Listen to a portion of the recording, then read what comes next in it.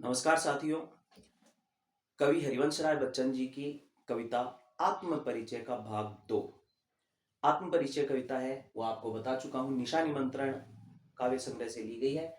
इस कविता में कवि बच्चन जी ने अपने मन के भावों को शानदार तरीके से प्रस्तुत किया है। तो देखिए, एक एक पंक्ति का क्रमशः भावार्थ। कवि बच्चन जी कहते हैं, मैं जला हृदय में अग्निदाह करता हूं।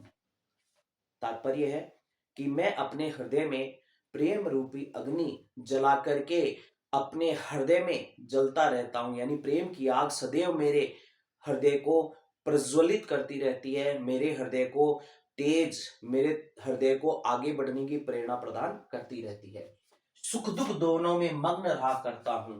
तो अब इसमें जो कहा, इसके दो भाव हम ले सकते हैं। जो दहन था वो दो भाव था, एक तो जलना, हृदय की अग्नि, और दूसरा होगा हृदय में पीड़ा। प्रेम की विरह की पीड़ा होती है, वह भी जलाने का कार्य करती है। सुख दुख दोनों में मग्न रहा करता हूं। संसार में सुख आते हैं और दुख आते हैं, दोनों ही प्रकार के भावों में मैं सदैव समान भाव से जीवन जीता हूं। यानी हमेशा मस्त रहा करता हूं। मैं ज्यादा विचार नहीं करता। सुख में भी सुखी ज्यादा प्रसन्नता का अनुभव नहीं करता और दुख में ज्यादा दुखी नहीं होता हूं। जब जग भव सागर तरने को नाव बनाए, यानी मैं संसार रूपी समुद्र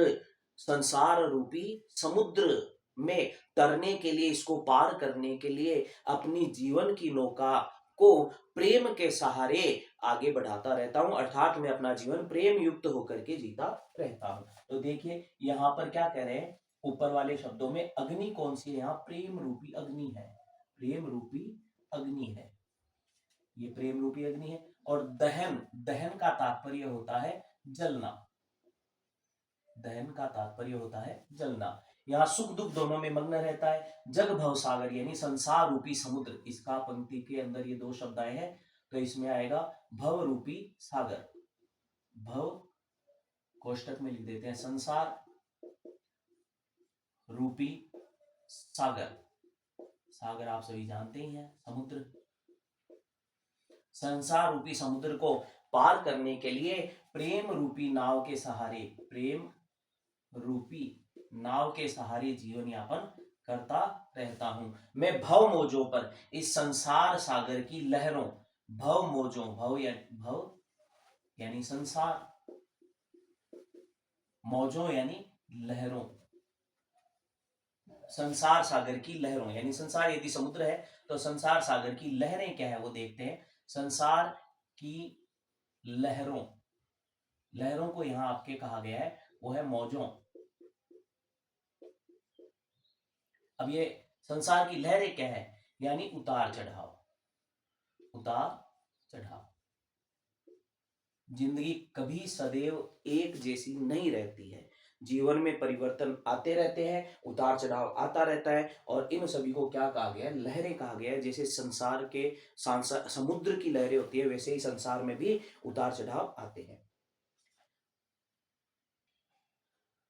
मैं यौवन का उन्माद लिए फिरता हूं। अगले पद में है, मैं यौवन का उन्माद लिए फिरता हूं। यौवन का मतलब होता है जवानी,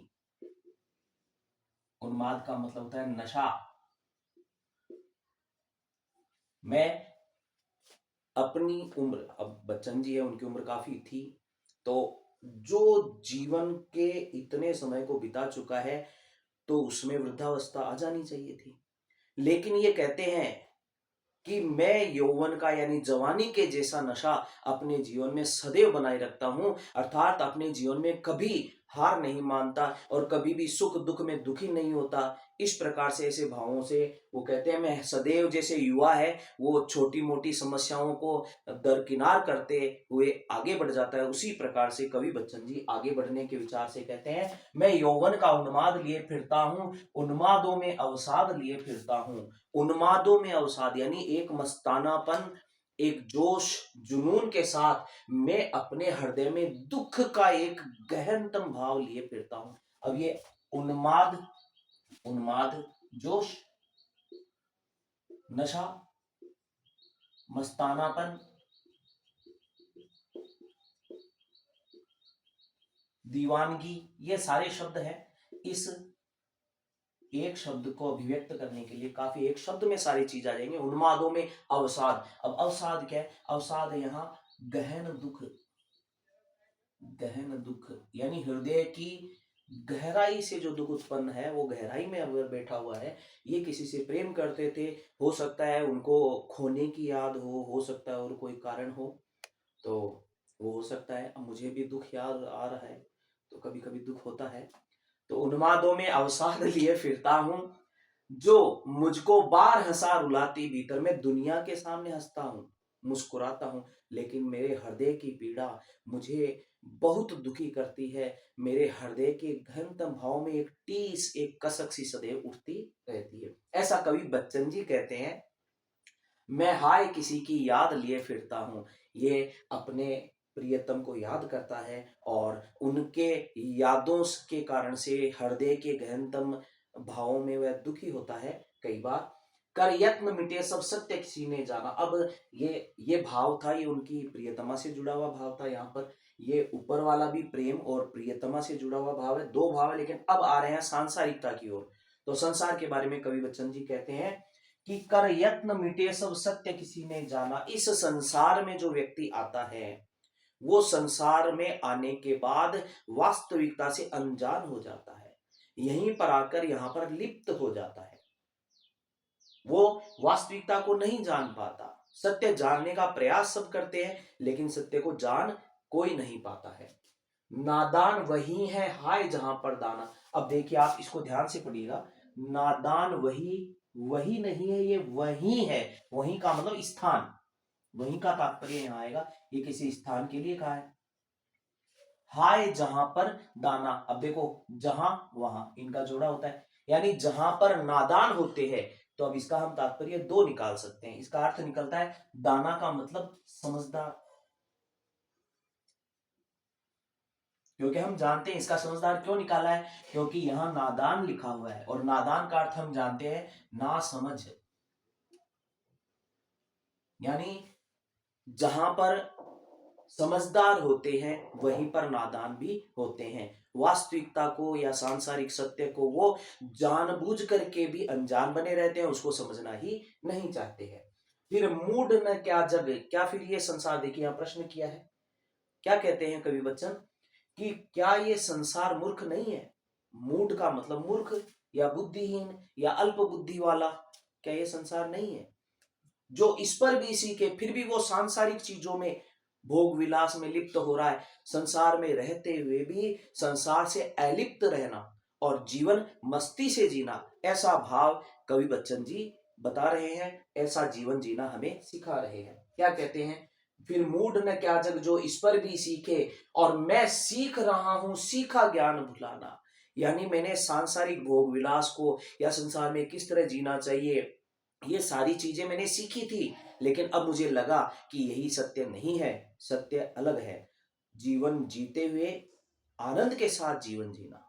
तो ये भाव ये कह रहे हैं कि मैं सीख रहा हूं सीखा ज्ञान भुलाना। अब देखो इसमें विरोधाभास भी आ रहा है, आप इसमें नोट कीजिए। विरोधाभास एक अलंकार होता है जिसमें कथनों में परस्पर विरोध की अनुभूति होती है, तो विरोधाभास अलंकार हो जाता है।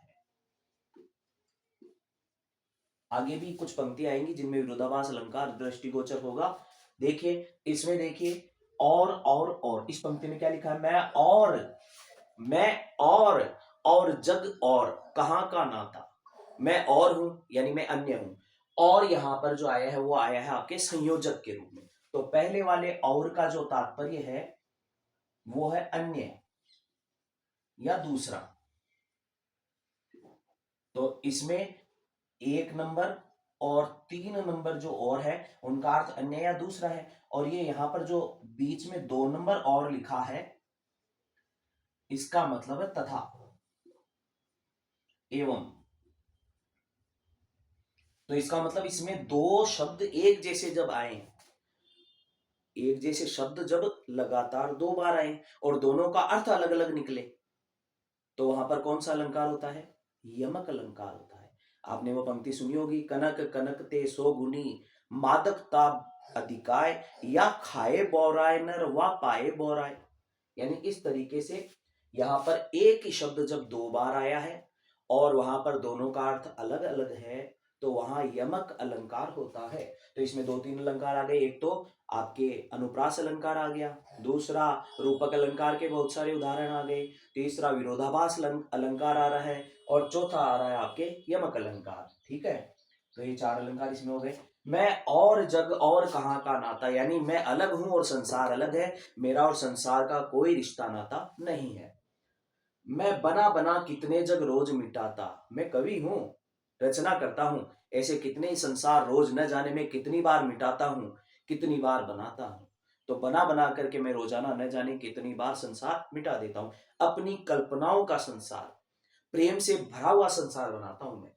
जब जिस पृथ्वी पर जोड़ा करता वैभव, अरे संसार के लोग यहाँ पर वैभव, वैभव का मतलब धन संपत्ति, जमीन जायदाद, जमीन धन संपत्ति जमीन जायदाद आदि वो सब कुछ जोड़ा करते हैं, हाय माया करते करते पूरा जीवन बिता देते हैं। मैं क्या करता हूं, मुझे आनंद चाहिए, मैं प्रति पग से उस पृथ्वी को ठुकराता, मैं हर पग पर, हर कदम कदम पर इन सारे लोभों को, प्रलोभनों को, सबको मैं ठोकर मारता रहता हूं, जीवन मस्ती से जीता हूं। तो हमें जीवन मस्ती से जीना चाहिए।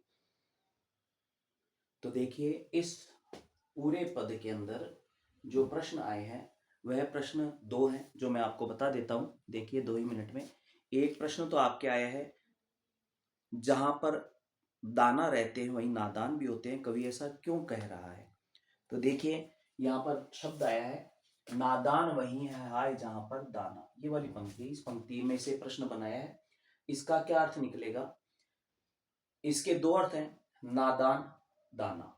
नादान यानी ना समझ, दाना यानी समझदार। दूसरा इस दाना का एक अर्थ और निकलता है, वो अर्थ भी मैं आपको बताता हूं। देखिए, अच्छा नहीं, मैंने इसका अर्थ नहीं लिखा है, ये देखिए ये नादान और दाना। ठीक है, अब यहां पर इस दाना के अर्थ में,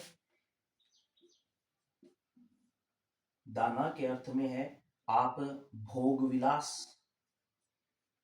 ये भी समझ ले सकते हैं। तो संसार के अंदर समझदार लोग भी हैं, नासमझ लोग भी हैं, और वे सब दाने दाने के लिए, यानी खाने पीने के लिए, भोग विलास के लिए, अपने स्वार्थों की पूर्ति के लिए निरंतर लगे रहते हैं और उन्हीं में फंस जाते हैं। तो ये कहा है कि जहां इस संसार में समझदार लोग हैं वहीं पर नादान लोग भी है। नादान और अज्ञानी लोग हैं, वे क्या करते हैं, वे खाने पीने आदि विभिन्न प्रकार के, जैसे अपन पंच विकार मानते हैं, काम क्रोध मद लोभ मोह आदि में फंसे रहते हैं।